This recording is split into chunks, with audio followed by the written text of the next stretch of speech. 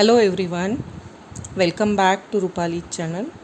Okay, so today I'm going to discuss short question answers on manufacturing topic. So let us start. So here first question is, which economic considerations are used for taking make or buy decision?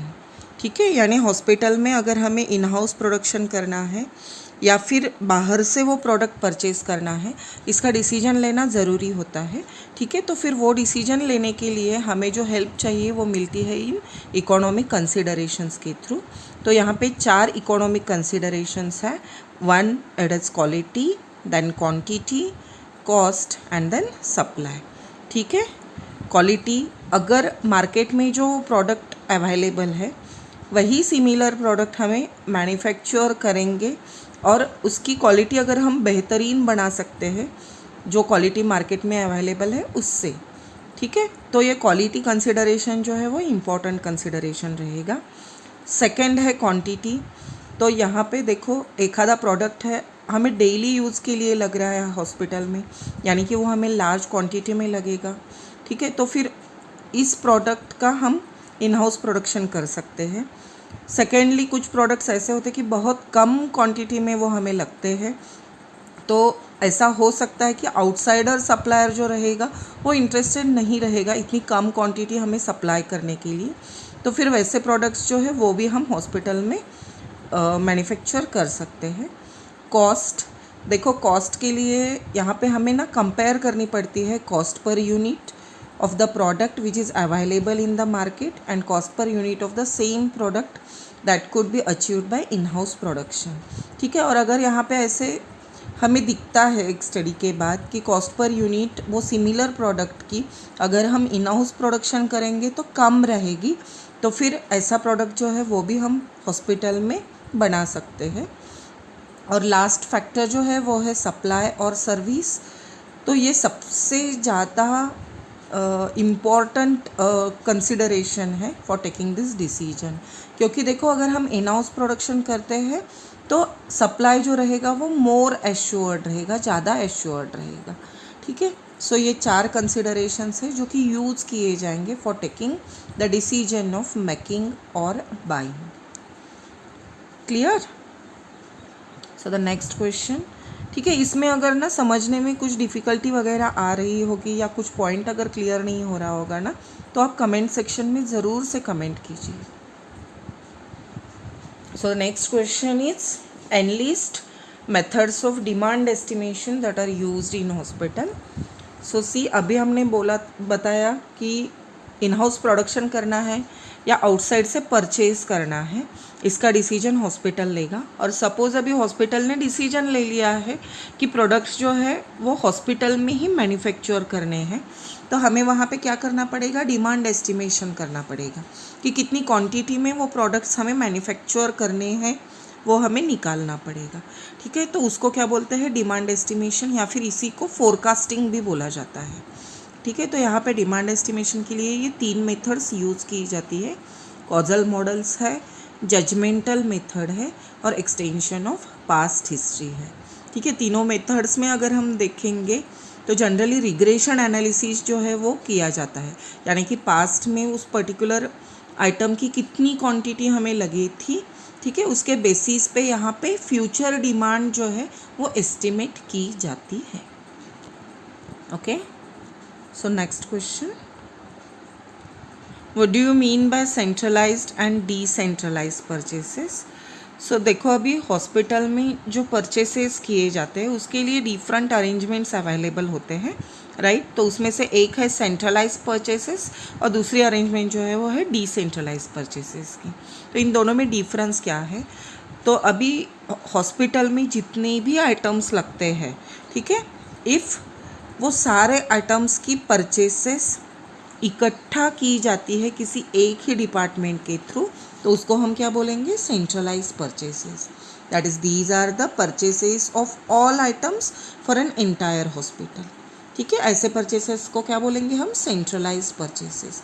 Where as decentralise purchases जो है वो क्या है, this will be done by the users department, यानी कि जिस department में वो पर्टिकुलर प्रोडक्ट यूज़ किया जाता है, अगर वही डिपार्टमेंट उसे परचेस कर रहा है, ठीक है, और बाकी सारे जो आइटम हैं वो हॉस्पिटल अलग से परचेस कर रहा है, तो ये जो अरेंजमेंट है इसको क्या बोलेंगे हम, डिसेंट्रलाइज्ड परचेसेस।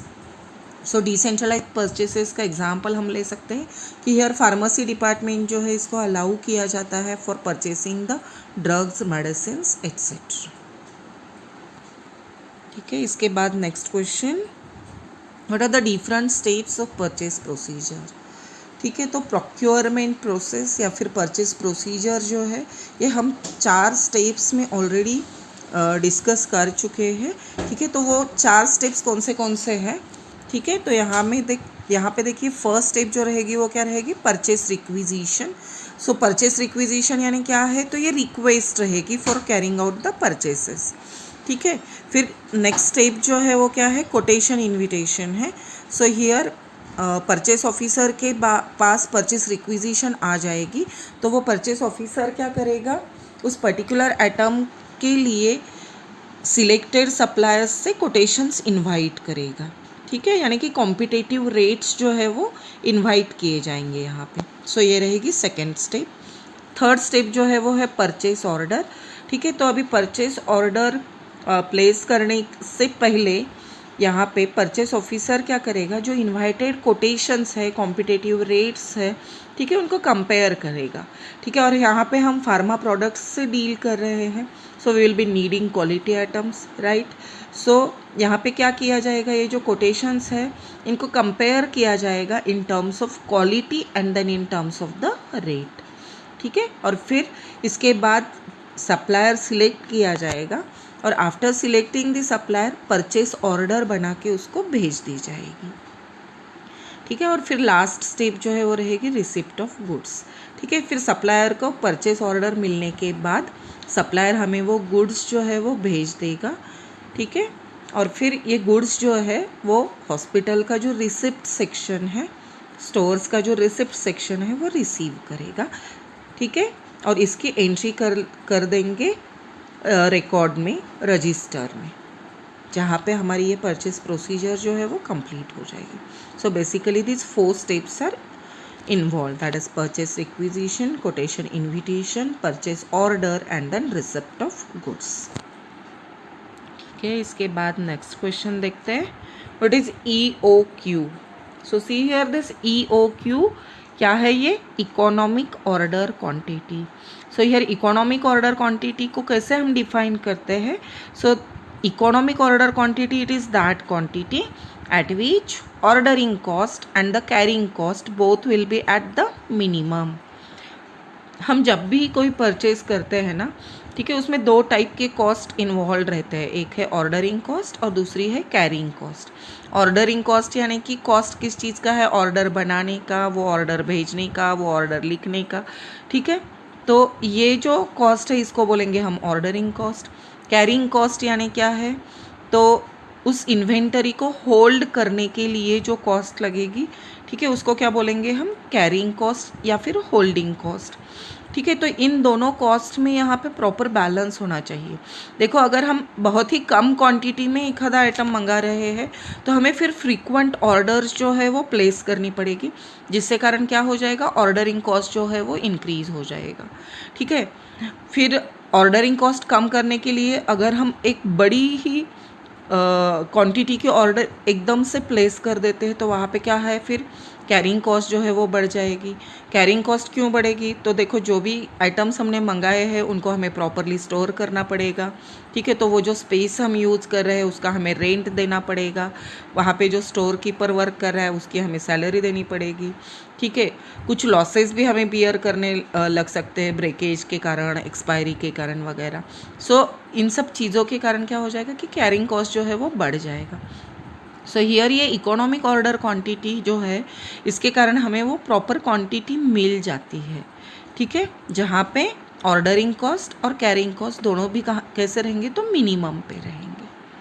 ठीक है, तो economic order quantity it will answer us how much to order, right. this economic order quantity, it will give us the answer of this particular question, that is how much to order. तो यहाँ पे जो formula use किया जाता है for calculating this economic order quantity, it is under root 2 AB upon CS, where this A, it stands for annual consumption, B, it is the buying cost or the ordering cost, C, it is the cost per unit of that particular item, and yes, it is the storage cost or the inventory carrying cost, और इसी को ही holding cost भी बोला जाता है. सो ये formula use करके हम ये इकोनॉमिक ऑर्डर क्वांटिटी जो है वो कैलकुलेट करेंगे. Next question, what is ROQL? So here ROQ it stands for reorder quantity. So यहाँ पे क्वेश्चन क्या है, what is reorder quantity level और what is reorder quantity point. So see here, this reorder quantity point, it is that point at which additional stock it becomes necessary by considering the future consumption.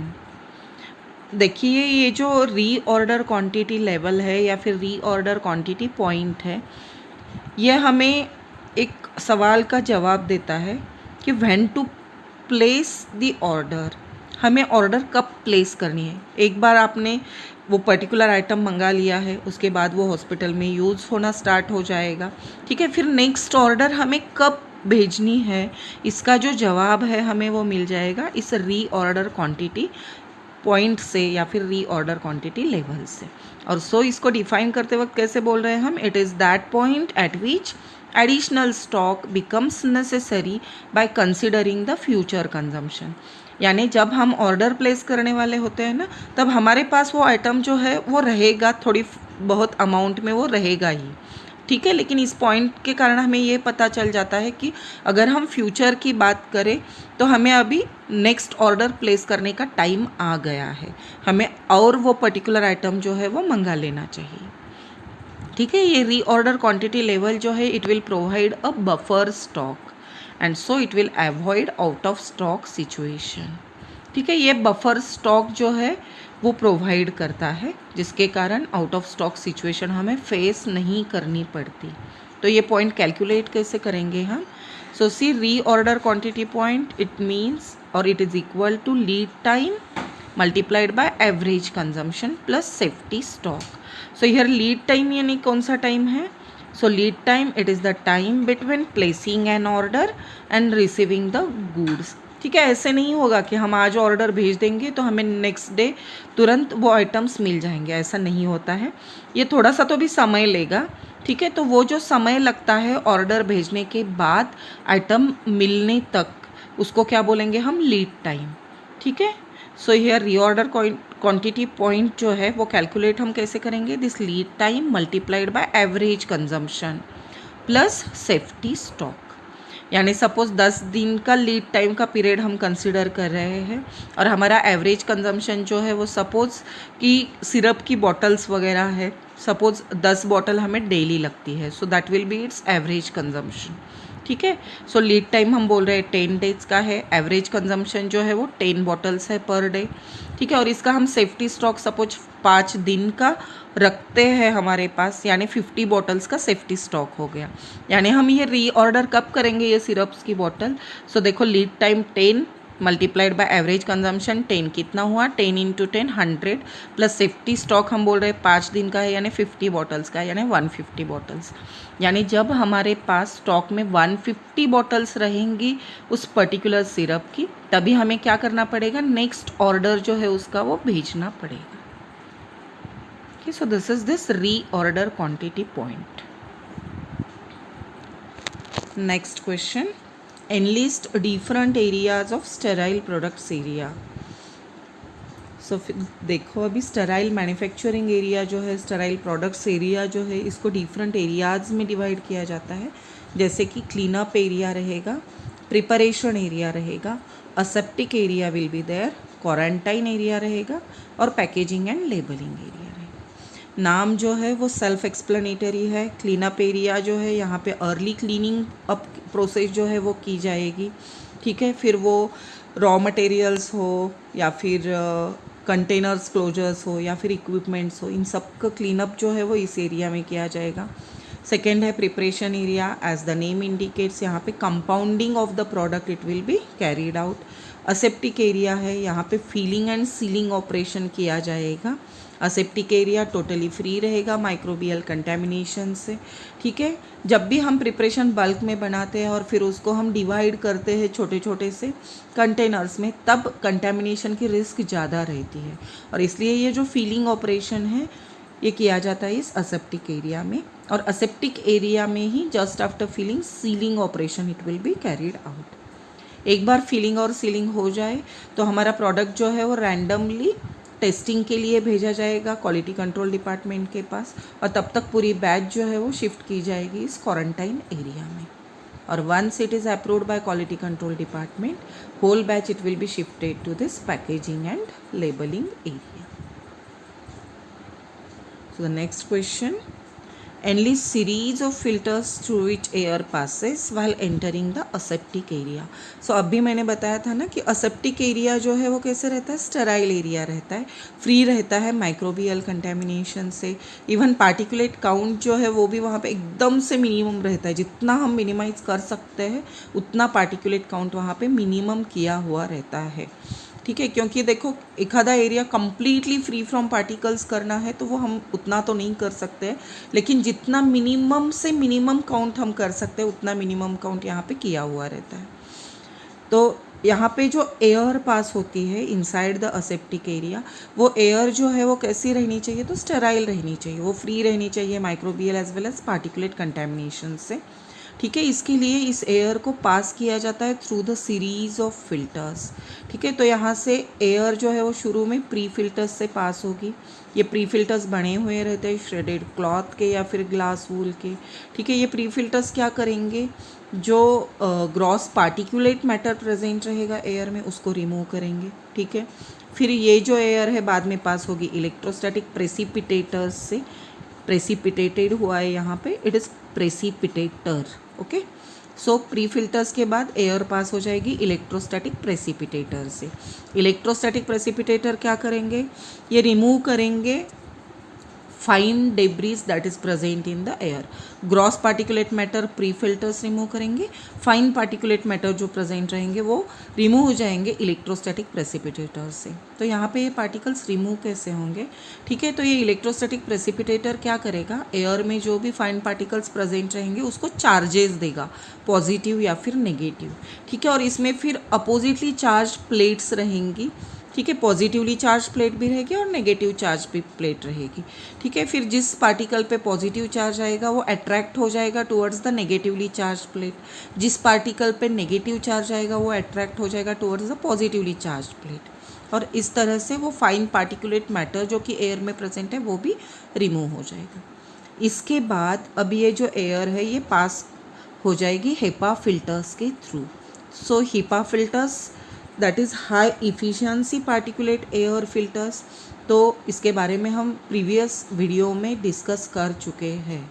ठीक है, मैंने जो first video बनाई हुई है short question answers की, ठीक है, उसमें हमने HEPA फिल्टर्स जो है वो ऑलरेडी डिस्कस किया है। अगर आप में से किसी ने वो वीडियो नहीं देखी होगी तो ज़रूर से देख लेना।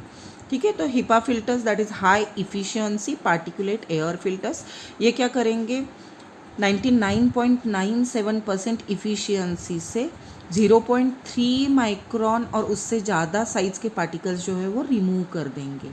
ठीक है, मीन्स इसेंशियली HEPA फिल्टर्स के थ्रू जो एयर पास हो जाएगी वो कैसे रहेगी, स्टेराइल रहेगी। 99.97% इफ़िशियंसी यानी कि नियर अबाउट 100% इफ़िशियंसी है इनकी, राइट। ठीक है, फिर अभी ये जो क्लीन स्टेराइल एयर है इसको बाद में भी क्या किया जाएगा, बैंक्स ऑफ यूवी लैम्प्स के थ्रू इसको पास किया जाएगा। यानी एक आध माइक्रो ऑर्गेनिज्म अगर इस्केप भी हो रहा होगा तो वो किया जाएगा by this ultraviolet lamps, as this will be exerting the antibacterial activity and this will kill the escaping bacteria और microorganisms। इसके बाद अभी ये क्लीन एयर जो है इसको फिर से एक एयर क्लीनिंग सिस्टम से क्या किया जाएगा और क्लीन किया जाएगा बाय स्प्रेइंग डिसइंफेक्टेंट सॉल्यूशन। और सिमिलर टाइम पे एयर की ह्यूमिडिटी जो है वो भी यहाँ पे मॉनिटर की जाएगी। ठीक है। और फिर ये जो एयर है ये असेप्टिक एरिया में एंटर करेगी at greatest volume flow rate, जिसके कारण क्या हो जाएगा, तो असेप्टिक एरिया के अंदर पॉजिटिव एयर प्रेशर जनरेट हो जाएगा।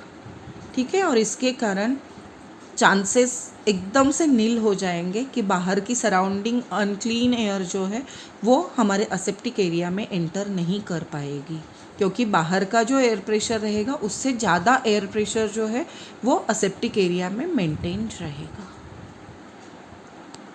चलो next question, enlist different steps that are involve in actual processing of पैरेंटल्स।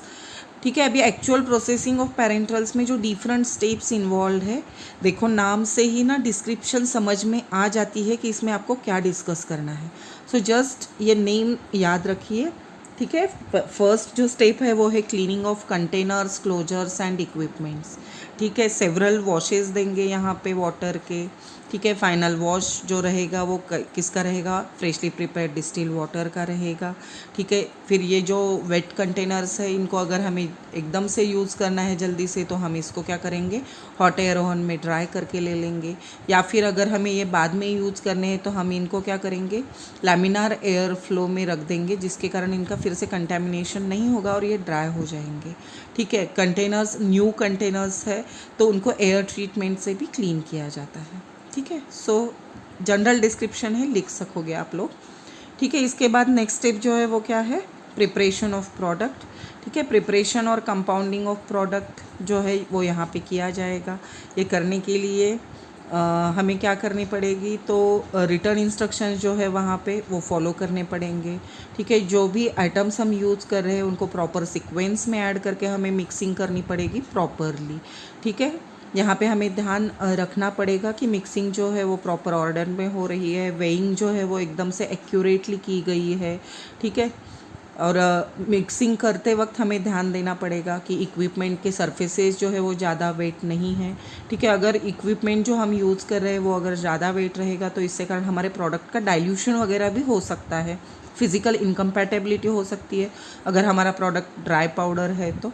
सो ऐसी चीज़ों की ऊपर भी यहाँ पे हमें ध्यान देना पड़ेगा। एक बार प्रिपरेशन हो जाए प्रोडक्ट का, उसके बाद हमें क्या करना है, तो फिल्ट्रेशन करना है प्रोडक्ट का। तो ये जो फिल्ट्रेशन है ये एक तो क्लैरिफिकेशन के पर्पज़ के लिए भी किया जाता है या फिर स्टरलाइजेशन के पर्पज़ के लिए भी किया जाता है। Okay, it will depend upon the product.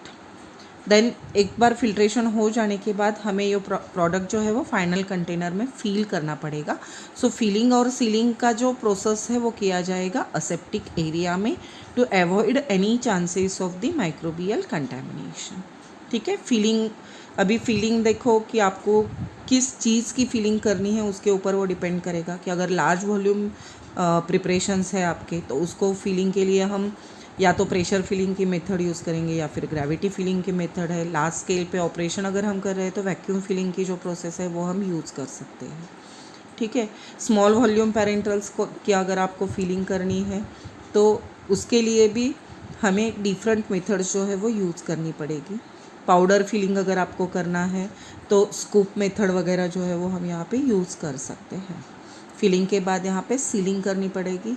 तो अभी देखो सीलिंग अगर ग्लास बॉटल्स हमने यूज़ किए तो उस पर रबर क्लोजर्स वगैरह जो है वो अप्लाई किए जाएंगे और उसके ऊपर एल्यूमिनियम कैप जो है वो अप्लाई की जाएगी। अगर हमारा parental preparation suppose small volume है, अगर एम्प्यूल्स में हमने उसको फिल किया है तो यहाँ पे टिप सीलिंग मेथड है, पूल सीलिंग मेथड है, any method we can use. ठीक है। देन वायल्स है तो स्मॉल वॉल्यूम पैरेंटल के मल्टीपल डोज प्रिपरेशन जो रहेंगे वो हम वायल्स में फिल करते हैं। तो वायल्स के ऊपर अगेन हम रबर क्लोजर और एल्यूमिनियम कैप से उसका सीलिंग करते हैं। और लास्ट स्टेज है स्टेरिलाइजेशन।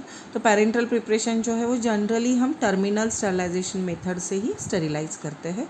सो यहाँ पे प्रेफर्ड मेथड जो है स्टेरिलाइजेशन के लिए वो है ऑटोक्लेविंग की method. Okay, so these are the different steps that are involved in the actual processing of parenterals. So the next question, enlist evaluation tests for parenterals. So different evaluation tests for parenterals, these are the sterility test, pyrogen test, clarity test and the liquor test. Sterility test, हमारा product free from micro organism है या नहीं, यह हमें यहाँ पे check करना पड़ेगा। पायरोजन टेस्ट, रैबिट टेस्ट या फिर लाल टेस्ट, दोनों ही टेस्ट हम यहाँ पे यूज़ कर सकते हैं for detecting the presence of pyrogen. ठीक है, उसके बाद क्लैरिटी टेस्ट है। बहुत सारे ऑप्शंस है क्लैरिटी टेस्ट परफॉर्म करने के लिए। विजुअल इंस्पेक्शन से भी हम ये पर्टिकुलर टेस्ट कर सकते हैं। काउंटर मेथड जो है वो भी हम यहाँ पे यूज़ कर सकते हैं, या फिर फिल्ट्रेशन मेथड है, उससे भी हम क्लैरिटी चेक कर सकते हैं। ठीक है, उसके बाद में लास्ट में है लिकर टेस्ट। तो लिकर टेस्ट जो है ये एप्लीकेबल है only for the ampoules. Leaking ampoule है क्या, ये टेस्ट हम करते हैं by using this leaker test. ठीक है, और लिकर टेस्ट में जो डाई सोल्यूशन यूज़ किया जाता है वो होता है 1% methylene blue solution. Next question is what is non-sterile manufacture. So see, manufacture of products or dosage forms which does not require stringent sterility conditions as like parenterals during manufacture, it will be known as the non-sterile manufacture. ठीक है, sterile preparations का manufacture जब हम करते हैं ना, बहुत सारे स्ट्रिंजेंट कंडीशंस जो है हमें फॉलो करनी पड़ती है। ठीक है, अगर मैन्युफैक्चरिंग की ड्यूरिंग हमें ये सब कंडीशंस फॉलो नहीं करनी पड़ती होगी तो वो जो मैन्युफैक्चर है वो कौन सा रहेगा, non sterile manufacture. That is the manufacture of products और dosage forms which does not require और do not require stringent sterility conditions as like parenterals during preparation. Next is which equipments are required for manufacturing tablets. अभी देखो tablets का manufacturing process यहाँ पे मैं नहीं discuss करूँगी, जस्ट लिस्ट ऑफ इक्विपमेंट्स देखिए। तो डिफरेंट सेक्शंस है, डिफरेंट सेक्शंस में हमें डिफरेंट इक्विपमेंट्स लगेंगे। जैसे कि टैबलेट मैन्युफैक्चरिंग में डिफरेंट स्टेप्स है, ग्रैन्युलेशन होगा पहले, फिर बाद में उसका कंप्रेशन किया जाएगा, ज़रूरत होगी तो कोटिंग की जाएगी टैबलेट्स की, राइट। सो यहाँ पे जो ग्रैन्युलेशन सेक्शन है वहाँ पे हमें डिफरेंट इक्विपमेंट्स लगेंगे, जैसे कि डिसइंटीग्रेटर रहेगा, ओके, पाउडर मिक्सर लगेगा, mass mixer, granulator, oven that is hot air oven etcetera. ठीक है, सेकेंड स्टेप जो है वो है कंप्रेशन टैबलेट की।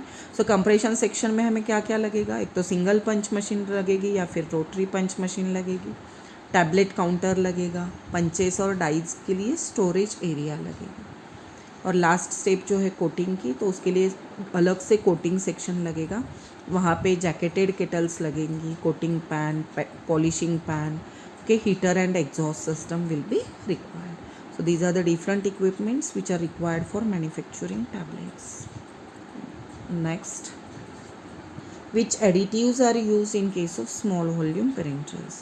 So different additives which are used in case of small volume parenterals includes preservatives and stabilizer, antioxidants, buffers, antimicrobial agents, tonicity contributors, suspending, emulsifying and wetting agents. ठीक है, हर एक small volume parental में ये सब कुछ लगता है, ऐसे नहीं है. एज पर द प्रोडक्ट हम यहाँ में से सेलेक्ट करेंगे कि हमें कौन से एडिटिव्स लगेंगे. For example anti microbial agents हैं. देखो अभी स्मॉल वॉल्यूम पैरेंटल्स एम्प्यूल्स और वायल्स में भी फिल किए जाते हैं. यहाँ पे अगर हम एम्प्यूल्स देखें तो वो सिंगल यूज़ के लिए बनी हुई होती है एम्प्यूल, राइट. तो उसके कारण उसमें एंटी माइक्रोबियल एजेंट ऐड करने की हमें ज़रूरत नहीं पड़ती है. वही अगर वायल का हम देखें तो मल्टीपल डोसेस प्रेजेंट रहते हैं ड्रग के उसमें.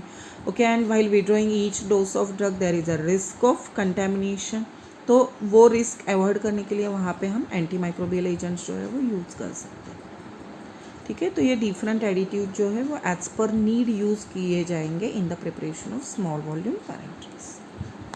Next, enlist aseptic work precautions. तो डिफरेंट असेप्टिक वर्क प्रिकॉशंस कौन से हैं? असेप्टिक वर्क करते वक्त हमें कौन कौन सी चीज़ों का ध्यान रखना पड़ेगा?